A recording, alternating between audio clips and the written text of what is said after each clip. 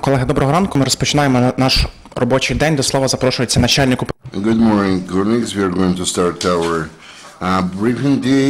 We have Oksana Gavrylyuk, Lieutenant Colonel, Head of the Communications of Press Office at the Ministry of Defense of Ukraine. Then we'll give the floor to Colonel Gavrylyuk, ATO spokesman by Skype.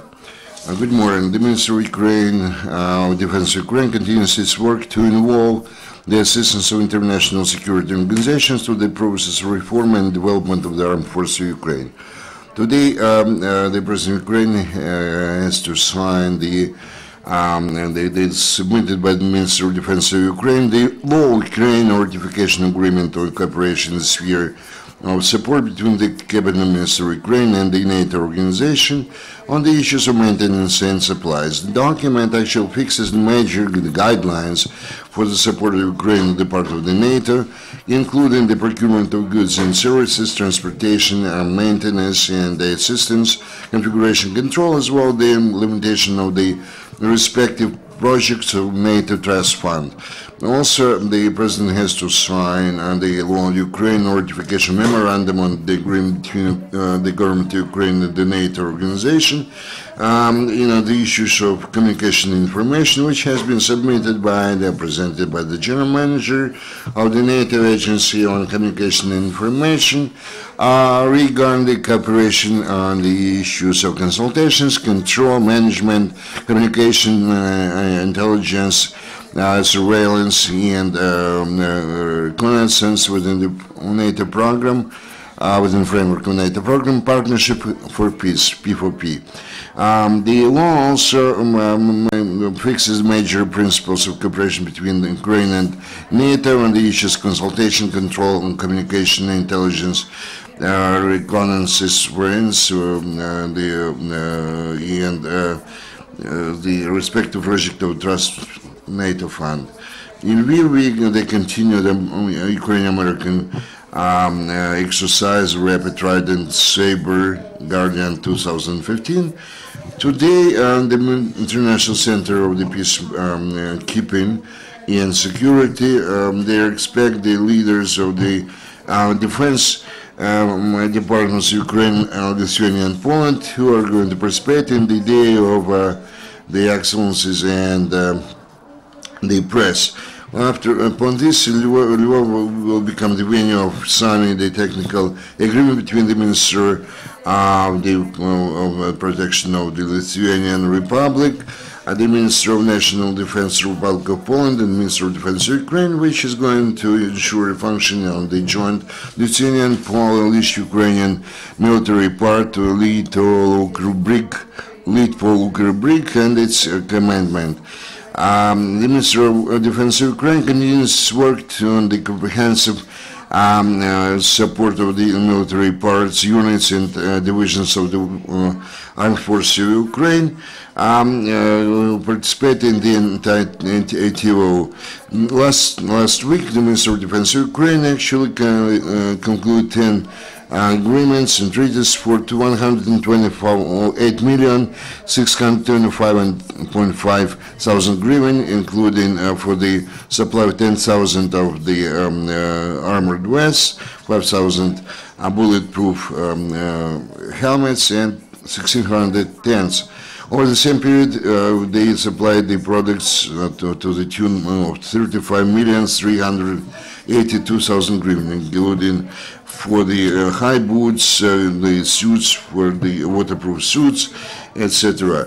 In total, in 2015, the state-run enterprises of Ukraine delivered to the armed forces of Ukraine the different commodities to the tune of 1,105,740,000 hryvnia.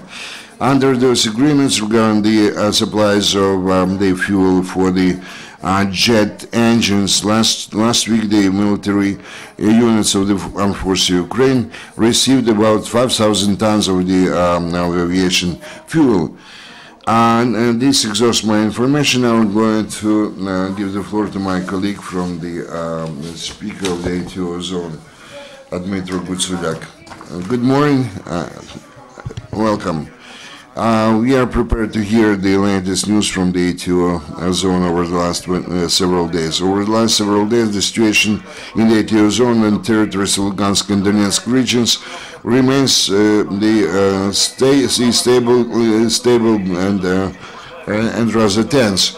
The major news over those days was the declaration of President of Ukraine regarding the instruction given to members of the tripartite contact group from Ukraine to initiate signing of the agreement on creating 30 kilometers buffer zone along the contact line.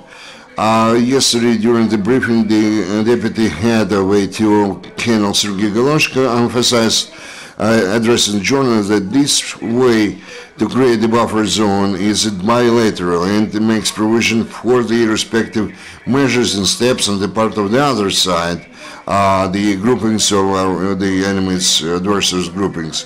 According to the ATO headquarters, the cases of leaving a wall, AWOL, became more frequent in the front line. Over this week, in the 4th Battalion Tactical Group of the Guards, the so-called DPR, there was a case of the mass scale leaving the place of duties near the Marinka. Of late in the ATO zone, we registered the presence of the foreign citizens who illegally entered the territory, and they are suspected of being involved in the illegal armed groupings. As a result of one of the operations in the ATO zone, they fixed the activity of the German citizen Mirko Nembo, is approximately born in 1971. He was legally crossed the borders of our state under the name of Mark Bartomai, and over the several months of his legitimate stay in the occupied territory, under the actually masked as the mass media representative, actually collected the intelligence information about the ATO forces. Also, according to the information, also participated in the interrogations of Ukrainian military men. They had awaked journalist documents. Over the last 4 days, all over the whole line of contact, the Russian terrorist groups over 260 times shelled the positions of ATO zone. 18 times the criminals used the 152 and 122 millimeter artillery, 56 times 120 millimeter long mortars, and 9 times tanks. Over the last 4 days, there were some combat actions. Also, the subversive reconnaissance group of up to 10 men tried to penetrate one of the ATO positions near Opitne. On July 23, at 8:30 in the morning, a group of the servicemen of the ATO forces found themselves in the trap of the subversive reconnaissance group in near Size. The Russian terrorists continue to shell the residential quarters of the civilian populated areas. On 21st of July, the Russian terrorists for half an hour shelled were firing at the tanks. Then in near 7 p.m. from tank and mortars, they shelled the Opitne. Next day, on 22nd of July, the Russian terrorists near the Spartak shelled the Opitne using 120 millimeters mortars. So you know that there are no military men guys there. On July 23rd, the Russian terrorists again delivered the strike on the residential quarters of Novgorodsk from the occupied by the Gavrylyuk. Now they use the tanks. Then today, on 24th of July, they continue shelling of the ATO positions, starting from almost 3 hours in the morning. The Russian terrorist troops were firing from the tanks on the ATO forces position near the settlement of Pyeski. In over from 4:30, more than half an hour, they shelled from 120 millimeters from mortar. And this exhausts my information. If there are no questions, thank you, Dmitry, and thank you, Madam Oksana. See you or hear you on Tuesday next week. Our next briefing will take place at 12 o'clock sharp. Thank you.